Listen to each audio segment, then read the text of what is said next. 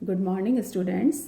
आज हम लोग कुछ प्रॉब्लम्स करेंगे और फर्स्ट प्रॉब्लम है कि सिद्ध कीजिए कि जड़त्वीय निर्देश तंत्रों में लॉरेंज रूपांतरण के अंतर्गत X square plus Y square plus Z square minus C square T square का मान सदैव निश्चय रहता है और prove that X square plus Y square plus Z square minus C square T square remains invariant under Lorentz transformation in all inertial reference frames।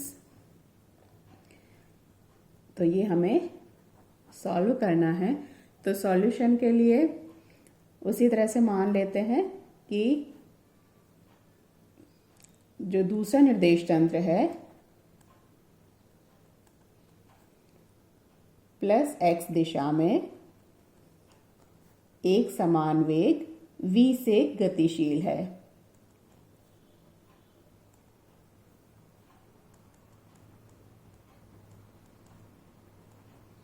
तो एक निर्देश तंत्र दिया हुआ है हमको जड़त्वीय, जिसमें ये value X square plus Y square plus Z square minus C square T square है। हमें प्रूव करना है कि किसी दूसरे और सभी जड़त्वीय निर्देश तंत्रों में ये मान इनवेरिएंट रहेगा, यानी इसकी वैल्यू चेंज नहीं होगी। तो हमने ये प्रूव करने के लिए दूसरा निर्देश तंत्र ले लिया है और वो प्लस एक्स दिशा में एक समान वेग v से गतिशील है। तो लॉरेंज रूपांतरण समीकरण से हम लिख सकते हैं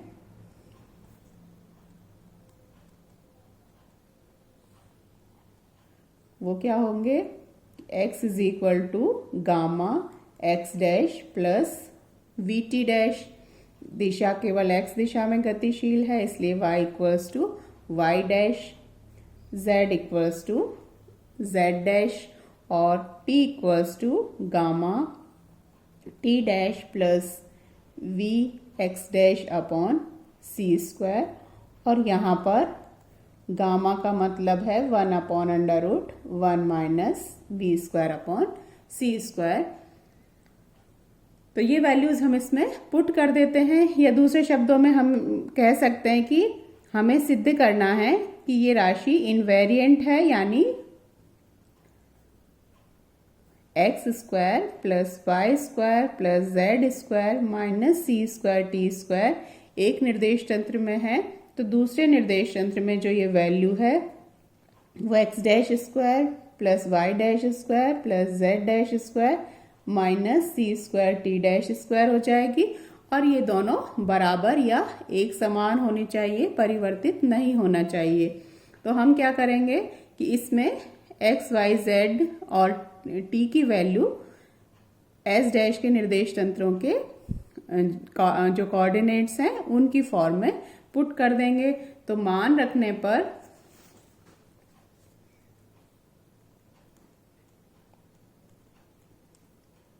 x square plus Y square plus Z square minus C square T square, X square की जगह gamma X dash plus V T dash का स्क्वायर, यानी gamma square X dash plus V T dash का square. Y equals to Y dash है तो Y dash square plus Z equals to Z dash तो Z dash square minus C square T square भी वही gamma square T dash plus B X dash upon C square का whole square. अब हम इसको open कर लेते हैं, तो जो लेफ्ट हैंड साइड है वो as such gamma square X dash square plus gamma square as such दोनों टर्म्स सभी टर्म्स में मल्टीप्लाई होगा। पहली जो टर्म है तो एक्स डैश स्क्वायर हो गया फर्स्ट टर्म से, सेकेंड टर्म का स्क्वायर होगा तो गामा स्क्वायर है ही V square T dash square, A square plus B square plus 2ab, तो plus 2 gamma square as such है X dash V T dash. ये फर्स्ट टर्म का स्क्वायर आ गया, प्लस वाई डैश स्क्वायर इसी तरह से plus Z dash square minus C square gamma square. एक बार हम इसी तरह से लिख देते हैं, ब्रैकेट को बाद में ब्रैकेट के साथ बाद में मल्टीप्लाई कर देंगे। इसका भी स्क्वायर करेंगे तो T dash square plus V square upon c4 x dash square a square plus b square plus 2t dash v x dash upon c square.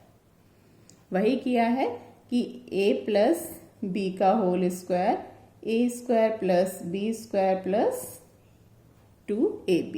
तो ये वैल्यू हमने इस तरह से हमने इस ब्रैकेट में ये वैल्यूज पुट कर दी हैं। और X square plus Y square plus Z square minus C square T square equals to gamma square X dash square plus gamma square V square T dash square plus 2 gamma square X dash V T dash plus Y dash square plus Z dash square. अब minus C square gamma square को हम इन तीनों terms से multiply कर देते हैं। तो minus C square gamma square T dash square. Second term जब मल्टीप्लाई होगी minus C square gamma square V square upon c4 X dash square से, तो सी स्क्वायर यहाँ से c4 में से कैंसिल हो जाएगा और यहाँ नीचे डिनोमिनेटर में सिर्फ सी स्क्वायर बच जाएगा। तो और माइनस साइन बाहर है इसलिए minus B square upon C square gamma square X dash square plus के साथ यहाँ माइनस ही वही है तो माइनस साइन हो जाएगा। 2 टाइम्स सी स्क्वायर से सी स्क्वायर कैंसिल हो जाएगा gamma square T dash V X dash और X square plus Y square plus Z square minus C square T square equals to. अब यहाँ पर हम देखेंगे कि एक्स डैश स्क्वायर की कौन सी टर्म्स हैं। तो एक ये वाली टर्म में एक्स डैश स्क्वायर है, यहाँ gamma square X dash square है, यहाँ minus V square upon C square gamma square X dash square है। तो gamma square X dash square हम कॉमन ले लेते हैं। तो gamma square X dash square हमने कॉमन ले लिया तो यहाँ तो सिर्फ 1 बच जाएगा, यहाँ minus V square upon C square. इन एक्स डैश स्क्वायर टर्म्स को कंपाइल कर लिया है।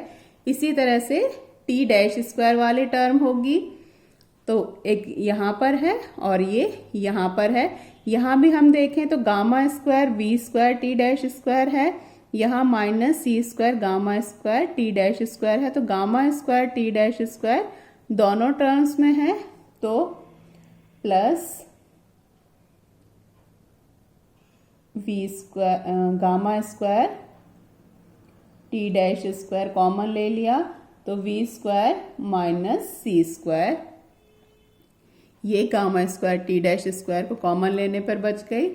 और जो टर्म होगी वो 2 टर्म्स एज सच हैं Y dash square plus Z dash square और जो 2 टर्म्स होंगी वो एक्स डैश टी डैश में होंगी। तो यहाँ पर हम देखें तो एक्स डैश टी डैश वाले टर्म में है -2 गामा स्क्वायर वी मल्टीप्लाई है, यहाँ पर प्लस 2 गामा स्क्वायर वी भी मल्टीप्लाई है। तो ये पूरी राशि यहाँ धनात्मक है, यहाँ पर ऋणात्मक है, पॉजिटिव है और ये नेगेटिव है और इक्वल है तो ये दोनों कैंसिल हो जाएंगी। ये राशि इससे कैंसिल हो जाएगी तो और कोई टर्म उसमें we T dash x dash multiplication की नहीं आएगी। अब इसको और थोड़ा सा सॉल्व करते हुए gamma square X dash square 1 minus V square upon C square, यहाँ पर भी उसी तरह से कि यहाँ minus C square T square है तो हम इसमें से भी माइनस सी स्क्वायर और कॉमन ले लेते हैं। तो gamma square T dash square 1 minus V square upon C square, minus common लिया है इसलिए ये टर्म है ये पॉजिटिव हो जाएगी, ये नेगेटिव हो जाएगी और सी स्क्वायर कॉमन लिया है तो इसमें ये सी स्क्वायर डिवाइड हो जाएगा plus Y dash square plus Z dash square. अब गामा है वो 1 upon √1 minus V square upon C square, यानी गामा स्क्वायर क्या हो जाएगा 1/1 minus V square upon C square. तो यहाँ से 1/1 minus V square upon C square, या इसको चाहें तो हम 1/गामा स्क्वायर लिख सकते हैं। इसी तरह से यहाँ भी ये टर्म 1/गामा स्क्वायर हो जाएगी, ये कैंसिल हो जाएगी। तो नेक्स्ट टर्म में लेफ्ट हैंड साइड ऐसा चलने देते हैं। यहाँ पर ये हो गया एक्स डैश स्क्वायर माइनस, या ये इन दोनों टर्म्स को पहले लिख देते हैं, minus C square T dash square, क्योंकि gamma square 1 minus V square upon C square 1 हो गया। Gamma square into 1 minus V square upon C square 1 हो जाएगा। इसलिए यानी X square plus Y square plus Z square minus C square T square, इसका मान उसी तरह से एस डैश निर्देश तंत्र में परिवर्तित होकर हो गया X dash square plus Y dash square plus Z dash square minus C square T square, और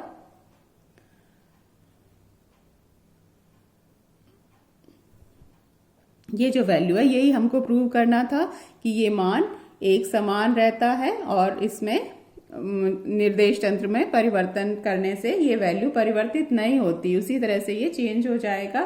तो ये हमने एक समान नियत वेग से गतिशील निर्देश तंत्र के लिए किया, इसको हम किसी अन्य निर्देश तंत्र के लिए भी सिद्ध कर सकते हैं। तो इसी तरीके से तो यानी हमारे पास जो रिजल्ट निकल कर आया वो हो गया X square plus Y square plus Z square minus C square T square equals to X dash square plus Y dash square plus Z dash square minus C square T dash square, अर्थात X square plus Y square plus Z square minus C square T square निश्चय रहता है। और ये हम किससे लेकर चल रहे हैं, लॉरेंज रूपांतरण समीकरण से, यानी X square plus Y square plus Z square minus C square T square remains invariant under Lorentz transformation in all inertial reference frames. हम इसको ऐसे लिख सकते हैं कि यह परिणाम हमने एक जड़त्वीय निर्देश तंत्र के लिए प्राप्त किया, इसको सभी जड़त्वीय निर्देश तंत्रों के लिए प्राप्त कर सकते हैं।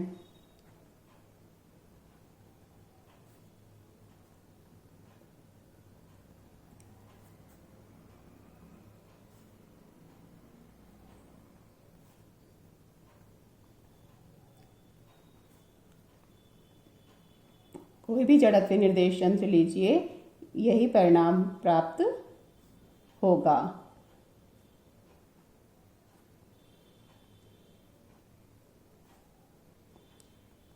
तो ये X square plus Y square plus Z square minus C square T square invariant रहती है, निश्चय रहती है। इसको इस तरह से भी कई बार पूछा जाता है कि prove that D S square equals to D S dash square. तो डी एस का मतलब एस निर्देश तंत्रों में दो बिंदुओं के मध्य विस्थापन, और एक बिंदु जहां जो निर्देश तंत्र के मूल बिंदु पर हम प्रेक्षक को स्थित मानते हैं, तो प्रेक्षक से उस बिंदु की जो दूरी है वो डी एस स्क्वायर हो जाएगी, डी एस डैश स्क्वायर, यानी दूसरे निर्देश तंत्र एस डैश में, और एस डैश को हम एक्स दिशा में v वेग से गतिशील मानते हैं। तो इसका मतलब भी यही होगा कि यहाँ पर डी एस स्क्वायर का मतलब होगा एक्स स्क्वायर प्लस, या चाहे तो डी एक्स के फॉर्म में भी कर सकते हैं, तब भी रिजल्ट वही आएगा, Y square plus Z square minus C square T square, और D S dash square equals to X dash square plus Y dash square plus Z dash square minus C square T dash square. तो इस तरह से भी पूछ लिया जाता है, प्रूफ दैट, सिद्ध कीजिए D S square equals to D S dash square, या ये लिखा जाए कि X square plus Y square plus Z square minus T square निश्चय रहता है, इनवेरिएंट रहता है, तब भी यही करना है। और प्रूफ दैट, जब अगर सीधे सीधे ये रिलेशन लिख दिया जाए, प्रूव करना है तब भी हम उसी तरह से प्रूव करेंगे। तो इनमें हमेशा बस लॉरेंज रूपांतरण समीकरण लगाने हैं और उसको मैथमेटिकली सॉल्व करना है। और कुछ प्रॉब्लम्स हम नेक्स्ट लेक्चर में करेंगे।